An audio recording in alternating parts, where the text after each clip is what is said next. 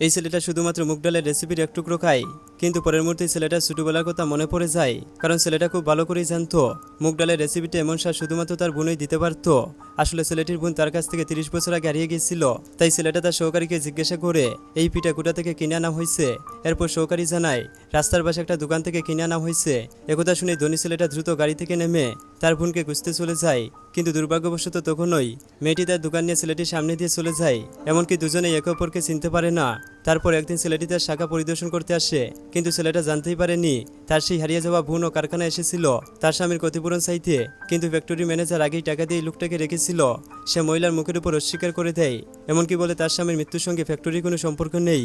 একথা বলেই মহিলাকে লাথি মেরে মাটিতে ফেলে দেয়। এরপর তাদের বসকে স্বাগত জানানোর জন্য চলে যায়।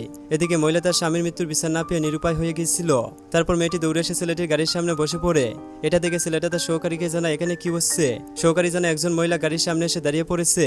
তারপর ম্যানেজার এসে তার ভাড়া করা লোকটাকে বোকাজোকা করে আর বলে আমি তো বলেছিলাম শুধুমাত্র কর্মচারীদের নিয়ে চেয়ারম্যানকে স্বাগত জানাতে, আর বলে এই মহিলার স্বামী এখানে মারা গেছেন আর মহিলা এখানে ক্ষতিপূরণ চাইতে এসেছে। একথা চেয়ারম্যান যদি জানতে পারে তাহলে আমরা সবাই বিপদে পড়ে যাব। তাই লোকটা জোর করে মহিলাকে এখান থেকে সরাতে চায়, কিন্তু হঠাৎ করে তার হাত থেকে একটা পুরনো ছবি মাটিতে পড়ে যায়। তারপর চেয়ারম্যান ছবিটা দেখে হতবাক হয়ে যায়, কারণ ছবিটা ছেলেটা এবং তার বোন নিজেই ছিল। আর এই ছবিটা ছিল তাদের ছোটবেলার তোলা একটা ছবি। আসলে আজ থেকে 20 বছর আগে তাদের বাবা মা মারা যাওয়ার পর তার মামা জুয়ার ঋণ শোধ করতে তাদের 3 ভাই বোনকে দালালের হাতে বিক্রি করে দিয়েছিল।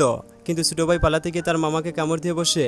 এজন্য লোকটা রেগে ছেলেটাকে সর মেরে বসে এবং সাথে সাথে ছেলেটার মাথাকে ইটের মধ্যে পড়ে যায়। আর ছেলেটি সেখানে অচেতন অবস্থায় পড়ে যায়। এরপর বড় বোন তার ছোট ভাই বোনকে বাঁচানোর জন্য খেতে কাজ করা কোদাল তুলে তার মামার মাথায় আঘাত করে আর তার ছোট ভাই বোনকে নিয়ে সেখান থেকে পালিয়ে যায়। এবার তো ভিডিওতে লাইক করে দাও।